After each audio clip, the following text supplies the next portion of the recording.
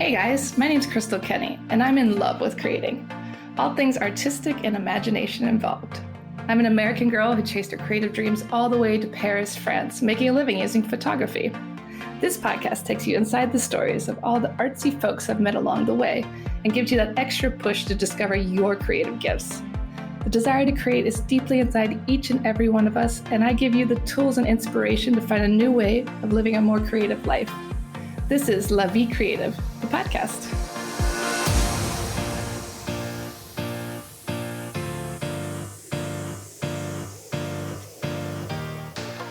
Claudine Hemingway is a descendant of famed writer Ernest Hemingway. We bumped into each other at a party and decided to team up and dive deep into French history, but with a twist, by bringing a spotlight to those lesser-known creatives in France. This is History with a Hemingway. So welcome back, guys, to Paris History, Avec, Hemingway. I'm with Claudine, and today we are talking about some of your favorite Parisian restaurants. I'm sure you've heard of many of these, but maybe you do not know the fascinating history of them. So next time you're sipping your coffee or eating your croissant, you can think of these fun facts that Claudine is about to share with you, and I'll let Claudine take it from here. Yeah, we went with three of them that are very well known, that are all actually pretty much right next to each other and across the street from each other. And then there's another one that's just down the street, and it might not be as historical, but it is the greatest in all of Paris. And it is also down the street, and it is my favorite. So it's our podcast, and we are going to add it in here. Yeah, exactly. We can do whatever we want. Exactly. So to start with, and this is all of course in the wonderful Saint-Germain-des-Prés area, and everybody knows at least two of these for sure. And then also, but I'm going to start with the first one because this is the older of the three, and that's Brasserie Lipp. And this is on, again, they're all right there at Boulevard Saint-Germain, right next to the Église Saint-Germain-des-Prés, which is a gorgeous, amazing church that is right there that has been completely restored, and everything inside of it is painted, which is how a lot of the churches of Paris used to look, including Notre Dame. And so it is a really great way to see a little peek into the history of the churches of Paris, and it is absolutely amazing inside. I went to a baptism there. Ooh. Was it before or after the renovation? It was 2013. Oh, so way before. Yeah. Yeah. It's gorgeous inside. Like the ceiling is this beautiful, like royal navy blue with gold stars on it. It's just, the first time I walked in and saw it after it was finished, I actually went, holy bleep. And I was like, I probably shouldn't say that at a church. I have to go back in because I just remember it being kind of cold and empty inside. So I got to see all these beautiful paintings. Yeah, you have to. Everything is painted in there. And this podcast episode isn't even about churches, but I guess it could be. Maybe that's our next one. So Brasserie Lipp was opened in 1880, and it was opened by an Alsatian man named Leonard Lipp and his wife, who they left Alsace after the Germans took control. And that whole area of France up there in the northeast corner of France has bounced back and forth between France and Germany a few times over the years.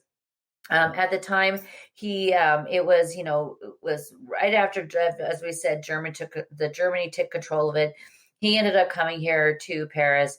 He wanted to open an Alsatian style of a restaurant that sold charcuterie garnier, and basically tons and tons of beer and everything that is on the Alsatian menu. So it's lots of fermented cabbage, sauerkraut, and lots of sausages. Yeah.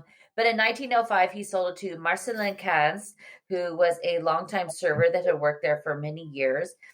In the 1920s, it ended up becoming quite the spot for the expats of Paris, including one that we know very well, Ernest Hemingway, who would basically save up his money when he was first in Paris in those years where they were, poor and happy, and he would save up a few of his francs, and he would go there and purchased some charcuterie and a big mug of beer And also some of the potatoes in olive oil were his favorite. Yum. Yeah, exactly. So a lot of the people's, Apollinaire, Picasso, and all of these guys, they all hung out there. It is right across the street from the other more famous ones as well. But this one was kind of Hemingway's favorite. There is the other two that we'll talk about, the Flore and the Deux Magots, which was even more famous with a lot of the other expats. But excuse me, this is the one that Hemingway actually really liked. It ended up staying in the server's hands for quite a few years, and then they sold it again. And then today it is now, of course, anywhere that Hemingway had gone in those years when he didn't have much money are now very expensive. So now when you go, it's white tablecloths and, reservations. And I remember the first time I saw it, I was here and went by, and I was actually with a friend on one of those hop on, hop off buses. Oh my God. I love it.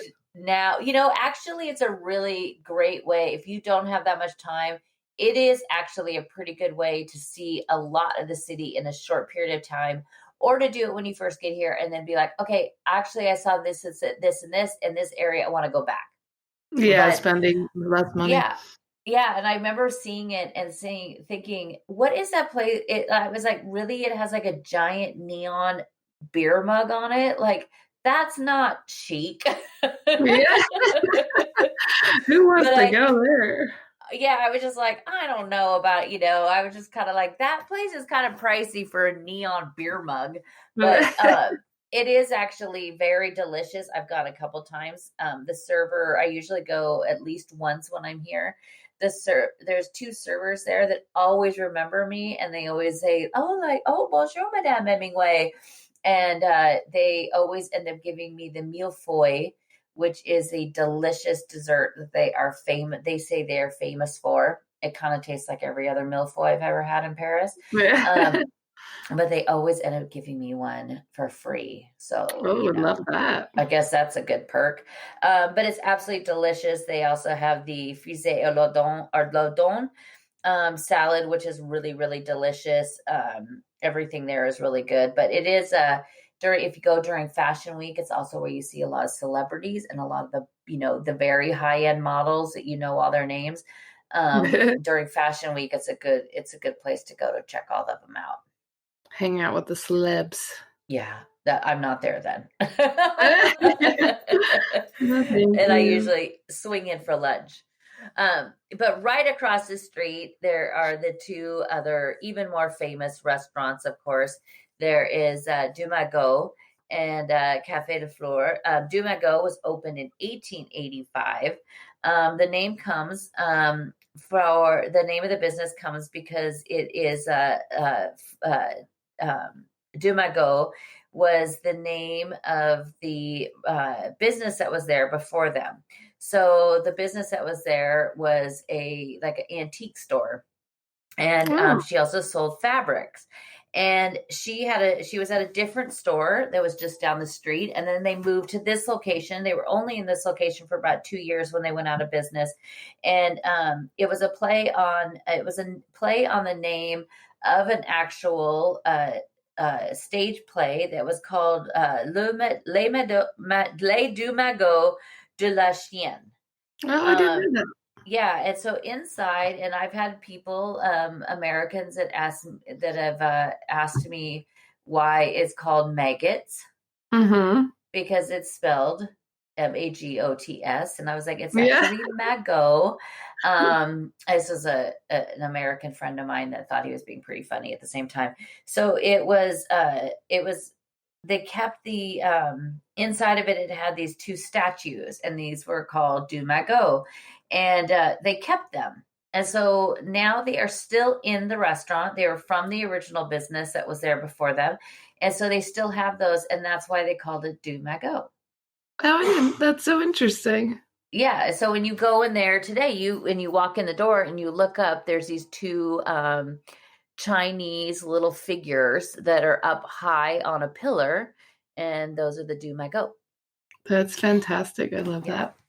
Yeah, but he became very popular with the writers during those expat years of the 20s and 30s. It not only the American writers, of course, but a lot of the French writers. You had Jean-Paul Sartre and Simone de Beauvoir. They all hung out there. Picasso, of course, was there. That is where he actually met and saw Dora Maar for the very first time. Very cool. Yeah, she was sitting there in the back of the restaurant and she was wearing white gloves and she was doing that thing where you kind of splay your fingers out, and she had a very sharp steak knife and was doing it very, very fast in between her fingers. You know, when you like stab into the table, and she sometimes nicked at her hand, and so her white gloves would had marks of blood on them. Wow. And Picasso saw her and was like instantly enamored with her, and supposedly he kept the white gloves and even put them in a frame, but we can't say. Nobody's ever seen them ever since. It's not like they were saved and put in a museum that we know of. But he met her there. This was also where Oscar Wilde spent the last few months of his life, coming there every single day and drinking. When he was staying just down the street on the Rue des Beaux-Arts. He was staying at what we now know as L'Hotel. I think it's a 5-room Michelin or 5-star hotel that there's only 5 or 6 rooms in the building, hotel rooms. And when Oscar Wilde was living there, it was a dirt cheap place to stay, and he still couldn't pay the bills, so they kept putting notes under his door every single day. And whatever money he did have, he was up at Deux Magots drinking absinthe and then stumbling back to his hotel room. And then, oh my God, I love that. Yeah, and then Anthony Bourdain did a episode in one of his very first shows. I think it was No Reservations. He did an episode in there and kind of reenacted it, saying, because Oscar said, one of us it's a fight to the death. One of us is going to lose. It's me or my wallpaper. Yeah, my wallpaper. I like that. Because he was on, he was as high as a kite on absinthe. But the same family has owned Deux Magots since 1914. Wow. So it's been in the same family. Yeah. It's been in the same family this whole time. That's pretty cool. Yeah. And now, it's definitely it's a lot of Instagrammers go there. Influencers go there. I've seen many people order these very big breakfasts to not take a single bite of, just to take some sort of a stage photo and then leave. Wow. A breakfast of just a cafe creme, a croissant, and an orange juice is 20 euros. Wow. And the croissant, I hate to say, isn't even very good. No, so that's unfortunate. But the third one on that little street, and this is right next to it, and if I was going to pick between the two, I'd go to this one, is the Café de Flore. It was opened in 1887. It's named after the goddess of flowers and spring. Well, that's nice. And when you look at the front of it, it's really cool because it has all of these natural, real plants planted above the awning and above it. That's such a huge trend right now in Paris. I just noticed another one in my neighborhood where they put all of the, fake foliage and plants and stuff, coming out of the awning and everything else. But the Café de Flore is all real plants. Oh, they actually are alive. Yeah, they're actually alive. And I think maybe before, when I was talking about Deux Magots, I might have said Flore at the beginning, but hopefully you get that now. So, but this was, they were opened in 1887. So it's kind of the baby of the group of 3. Again, this was another one where a lot of the writers would hang out. Jean-Paul Sartre, of course, they would set up most of their day there. He would sit there and they would have breakfast in the morning, and then they would take meetings, and then they would leave and go have lunch someplace else. They'd come back after lunch, do some more writing, take some more meetings, have people with them until through apéro. Sometimes they would leave and go have dinner somewhere else, and then sometimes they would just stay. But they would basically be there almost all day long. Oh my God. Yeah, but it's basically been, it's seen, especially Flore has seen one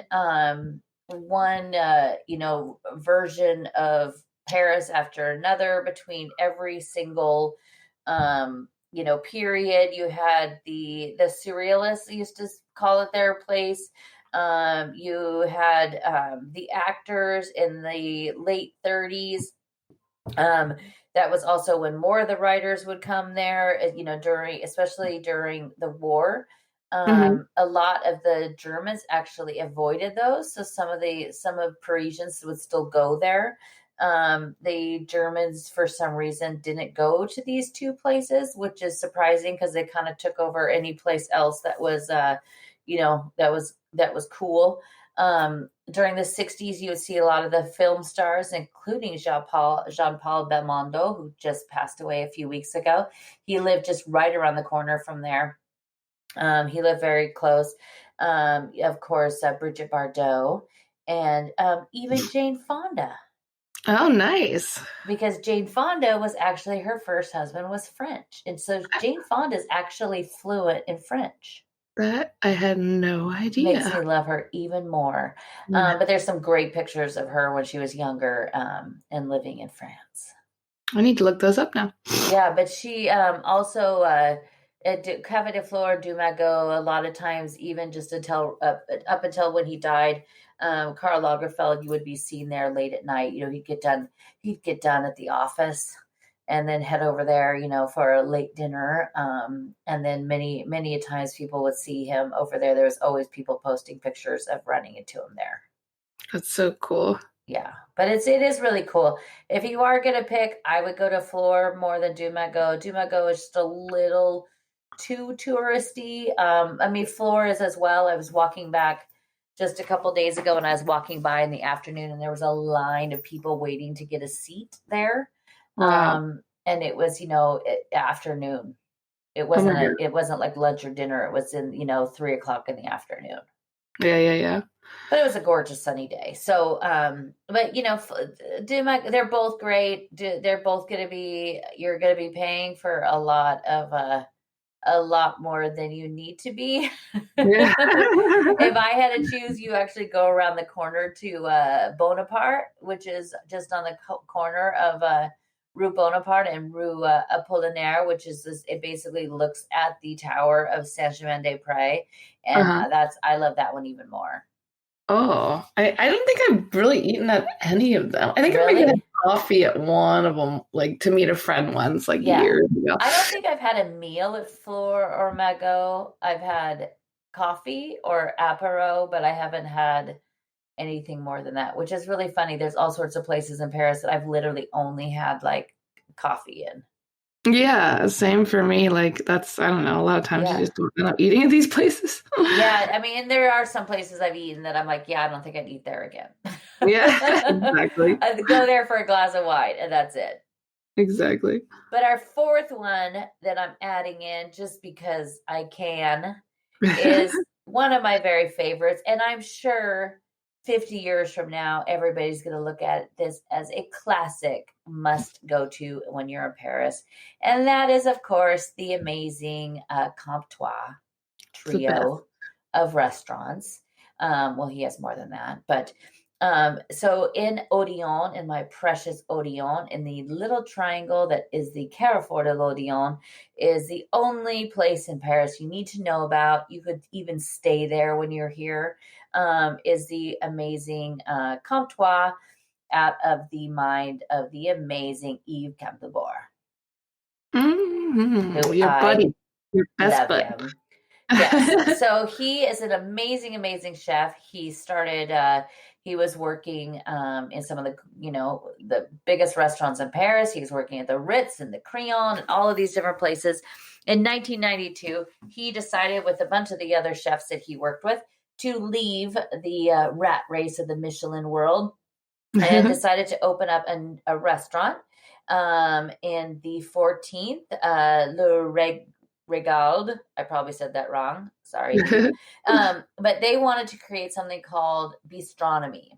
And so it was basically taking this amazing level of food and reimagining it and actually bringing it to people in a much more approachable way and without those high prices.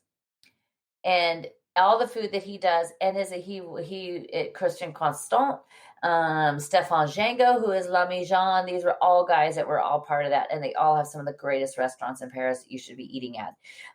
But in 2005, he ended up buying the hotel that was there in the Carrefour de l'Odéon, and this tiny, tiny restaurant that was below it.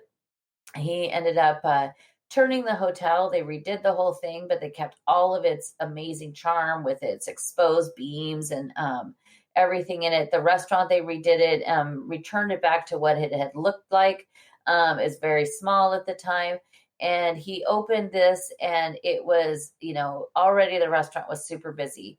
In one of the very first shows that Anthony Bourdain did when he came to Paris, he goes to there, and he actually says he's here with Eric Ripert, who's one of my favorites also. Whenever Anthony and Eric Ripert were on, it was just like, everybody, please leave me alone. I need to watch this very intently. But he actually said it was the hardest table to get in Paris because it is always busy and there's not very many tables. So, he went there and because Anthony Bourdain went there, this is why a lot of people today will know of it, rightfully so. But in 2007, it was so busy at Comptoir, and it's very tiny, and there was always a line. He ended up taking over the small place next to it that used to just be a little creperie, and he ended up opening what is called Le Vent Comptoir de la Terre, and that is before the Comptoir. So basically, while you're waiting for your table, you could go next door. You could get, some saucisson and a glass of wine. And it was very tiny. And because you've been in here with me, it was probably a third of the size that it is today. So it ended up becoming just as popular as a restaurant. And so over time, they made it bigger. They pushed through, go a little deeper. They put a kitchen in there. And now it is most of the time very busy, very packed with people. You could have 150 people maybe in this very small space. And it's almost impossible to get through, but that is what makes it so much fun. It's like being in a club of food, like when you're in those packed clubs. It is. And there's some nights it turns into a disco where sometimes it's, I've come back through, and one night I came back after going to a party, and I walked by, and all I could hear was Britney Spears blaring out the door, and it looked very dark in there, but I could see flashes of light, and it was because it was fire. They were playing with the blowtorch, and it was dark in there. There was people dancing on the bar. And so there's times it goes from being, a place to get a nice little, plate of sliced, ham and all these other amazing food to a disco. It's really crazy. It's such an interesting place. And the food is so good. The wine is so good. The people are fun. Yeah. A lot of internationals and French people go there. And that's actually the first place I saw you, but didn't actually talk to you, but you were there. Yes. There was that's a pretty funny story because the next day a friend of ours posted a picture and Crystal commented and said, "I saw that girl last night at Le Vent Comptoir." Yeah, that's like where I met you but didn't meet you because we didn't talk.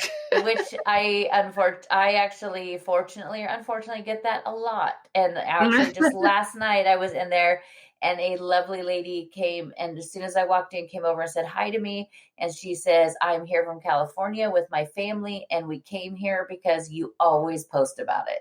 Oh my gosh, and then you're sitting in it. I love it. Yeah, I've had many people come up to me and say, "Aren't you Claudine Hemingway? And we came here because you always have," and I was like, "Oh my gosh, okay." I'm like, slightly embarrassed, but also like just happy that they discovered it. But the food is amazing because Yves also, when he did this, he's really, really like, he wants the best of everything, the best ingredients. He wants to work with the best people. So he, has this long list of people, including our very favorite, the Bordier butter. And the thing about Le Bon Comptoir that's also famous for is their mountain of butter that sits on a plate that gets passed around up and down the bar when people want butter. And the butter is so good that every time I tell people, try the butter because it will literally change your life. And it does. I never get any butter because it's always being passed down the bar. And I'm like, oh, I missed it. Oh, well, just tell me because then I'll say, I need some butter. And they put it on a little plate. But Bring it it is back. this amazing butter from Brittany, from Saint-Malo, and they actually knead the butter, which is like the ancient youth. That's how they used to do it. So they actually knead it, and they knead these like salt crystals into it, and it is literally the greatest butter you've ever eaten in your life. Like, it is so delicious.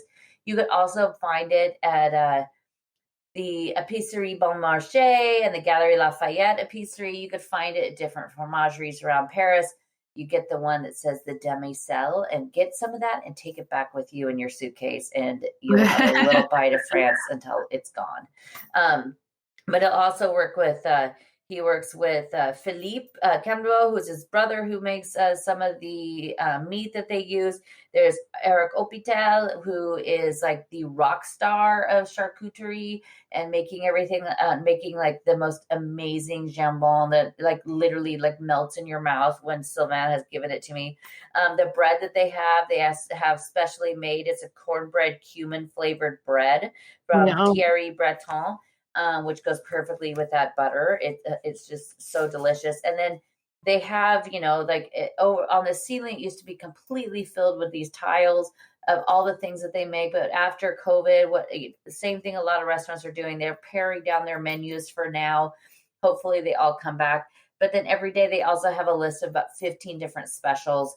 The other day, they gave me one of the very first scallops of the season, and it just like literally everything that Yves makes at any of his restaurants. Just don't even ask, just eat it, and it's just, I promise you, it's like the greatest thing you've ever eaten. She's not exaggerating, guys. It's really good. It's really good, and the wine is amazing. They only do natural wine. It's only French natural wine for the most part. It's pretty much all French, but it's absolutely fantastic. They do not have an actual wine list unless you're sitting in Comptoir, which is a sit-down restaurant. Le Bon Comptoir de la Terre is stand-up. There's also Le Bon Comptoir de la Mer, which they opened 5 or 6 years ago, I believe, because and that one is de la Mer, so it's of the sea. So that's where you could go and get platters of oysters and lots of seafood-based different plates. They do also have, it's not exclusive. It's not deleterious. Doesn't mean it's just, meat. They do have other things. You can get some vegetables at these places too. But the wine it's all fantastic. But the best part of all of it are the people that live there. They're fun. And they are the best. And there is, my dear, wonderful Sylvain, who I love to death. He is absolutely fantastic. He's the main guy at De La Terre. And when you ask, is there a wine list? He'll just say, it is me, because they don't have it written down. And then they'll ask you if you want red or white or bubbles or rosé. Do you like, fruity or, strong, or all of these questions. And almost every time I watch him give you exactly what you didn't know you needed. Gosh, I didn't know that he was the wine list too. Yeah, they all are. It's really funny because when people say, do you have the wine list? And they always say, I am the wine list, because they don't have it, because it changes. Like, and there's been times that I'm like, oh my God, remember that wine I had last spring and it was so good. And the bottle looked like this. And then it changes constantly. So it's never really like the same bottle that you're going to have, when you come back a year from now or 6 months from now. They're most likely not going to have it, but it's all delicious. Every single thing there is delicious. And then you have Sylvain, and now Pauline works there too. And then in the kitchen, you have Amédée. and Oscar, who are in the de la Terre side. And they're all the greatest, and they always will have a big smile. And you could tell them Claudine sent you, which they get that a lot. Well, you'll actually probably be sitting there. You will probably actually find me sitting there as well. Plus, you'll find that my sticker, Sylvan stuck my sticker on the wall. There's my Christmas card I sent him 2 years ago, still hanging there. So I'm always there, even if I'm not. Yeah, you're a part of the family. Yeah, but he is, Yves once quoted, he said that the restaurant is not just on the plate, 50% is the service, and the atmosphere does the rest. And that is completely true when it comes to the stuff that he does. Comptoir is amazing. It's a sit-down restaurant. Because of COVID and because they could expand a little out into the parking, into the parking spaces and onto the sidewalk, they actually have more seating now, which is great. They also have the hotel above it, which is absolutely amazing. I believe it's a 4-star hotel. The rooms are amazing. They gifted one to me to stay in the Hemingway room because they're all named, I believe 22 rooms. They're all named after a writer that was influenced by Paris. And so there was the Hemingway room, and Sylvain and Gautier. They ended up giving me a night there to stay, and it was probably one of the best nights I've ever had. The bed, I never wanted to leave. The bed was the most comfortable bed in the world. Their rooms are, in the high 200s to 500 or 600 a night. And it includes the best breakfast in all of Paris because it includes all of the greatest things that Yves believes in. It has you get some jambon, you get some of the boar butter, and also yogurt. Love a breakfast yogurt. So staying at that hotel is definitely worth it. And with if you stay in the hotel, you are the only way you could get a reservation into the restaurant. Ah, you're straight there. Yeah. But you could also use my secret. You get there right about 7:00, especially on a Sunday night. If you get there right about 7:00, you usually easily get a table before the mad rush comes. But if not, just go to Le Comptoir de la Terre. Yeah, go listen to some Britney and dance on the bar. Yeah, usually Britney comes out later, but a lot of times it is, we get all the good French music. And if it's a night that Paris Saint-Germain is playing or France is playing, a football match, as we call it, usually we're sitting there watching it on my iPad too. I love that. Well, you are a staple there. That is true, but it is great. And, I don't just play a doctor on TV, but believe me, it is the greatest place to go in all of Paris. Oh, we know that. We were just there a couple weeks ago with Camille, and we had a great night. It was so fun. And some of us were good and went home before the other ones did. Yes, exactly. Some of us wasn't a responsible young lady. And by some of us, we mean her, not I. Well, sometimes we think that the party needs to go on till 3:30 in the morning on Rue Princesse at all of the bars. And yep, we pay the price the next day. Some of us get up at sunrise the next day to take pictures. Yes, yeah. But it was worth it. It was worth it. Yeah, no, definitely. Well, I think that was a great list of restaurants. Now you guys know where you need to go. And while you're sitting there eating and drinking and dancing to Britney, you'll know a little bit of history about where you are. So you can think of Claudine. And tune in next week for another episode of Paris History avec Hemingway. Thank you for listening to Paris History Avec Hemingway. If you want to find out some more, you could always find me on my Instagram page, Claudine Bleu Blanc Rouge, and that's BLEU, as in the French way to spell it. And each day I post a daily history lesson about a person or a place or something in Paris, or it's lots of fun facts. And then also at ClaudineHemingway.com, where you can also sign up for my newsletter there.